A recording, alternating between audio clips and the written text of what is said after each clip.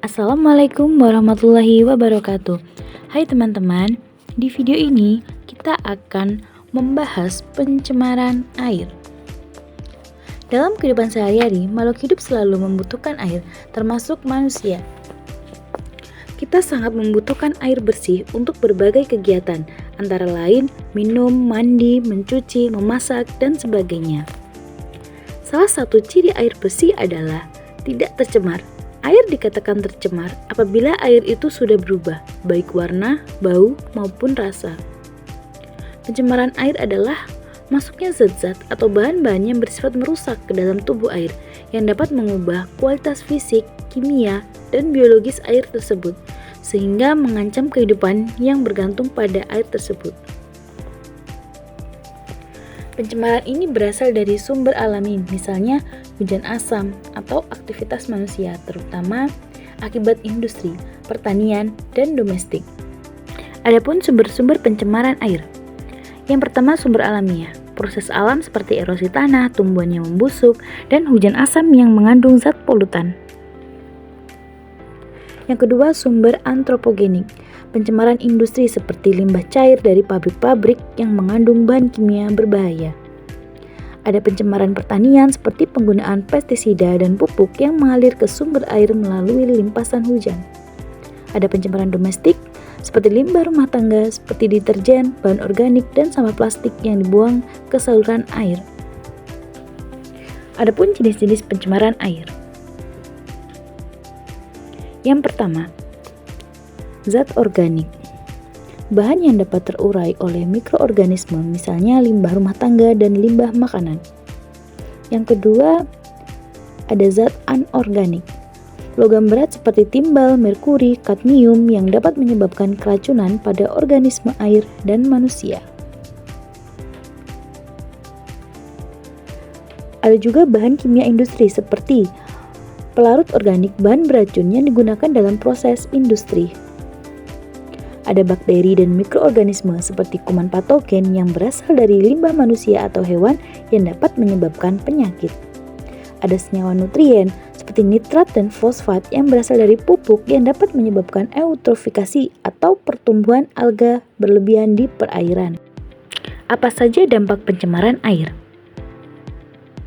Yang pertama, dampak kesehatan, seperti keracunan logam berat, gangguan saluran pencernaan, diare, dan berbagai penyakit yang ditularkan melalui air.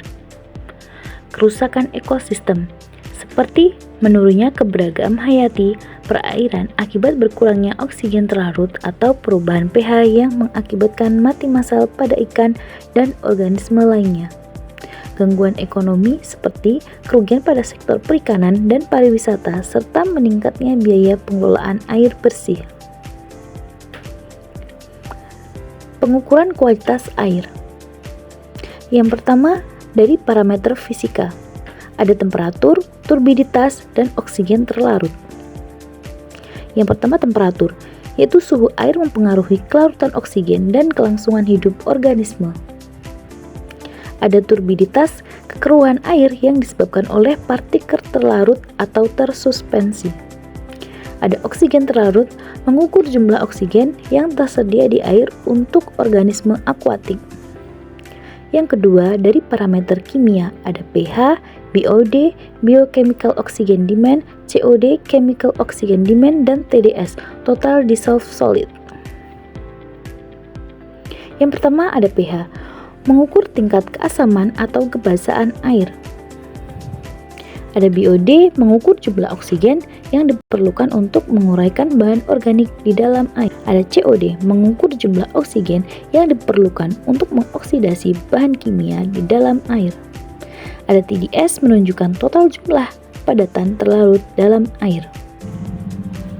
Yang ketiga, dari parameter biologi, ada coliform and E. coli, mengindikasikan kontaminasi feses dalam air. Apa saja metode pengelolaan air untuk mengatasi pencemaran? Yang pertama ada koagulasi dan flokulasi, yaitu proses penambahan bahan kimia untuk mengumbalkan partikel dan memudahkan pengendapan. Yang kedua ada filtrasi, yaitu proses penyaringan partikel besar dan mikroorganisme. Yang ketiga ada pengolahan biologis dengan menggunakan mikroorganisme untuk menguraikan bahan organik dalam air. Ada desinfeksi dengan menggunakan klorin atau ozon untuk membunuh mikroorganisme patogen. Terima kasih ya teman-teman sudah menonton video ini. Jangan lupa like, komen, dan subscribe. Wassalamualaikum warahmatullahi wabarakatuh.